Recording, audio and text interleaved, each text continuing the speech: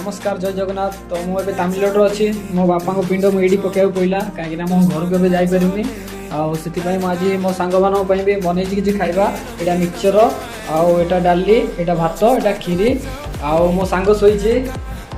है गाइस, आप सब कैसे हो? आज आज इनका मानस भाई का पापा का जो था डेट अगला साल होता है, आज पिंडे कि मानस भाई घर नहीं गया। मैं जाता ना मिडिल क्लास फैमिली लोग कैसा है, कमाने के चक्कर घर नहीं जा पाए, इसलिए अपना इधर पे दोस्तों लोग को वगैरह बुला के पापा को पिंडी इधर पे बना के लोग लगता है बना के अपना रेडी करके खिला दिया।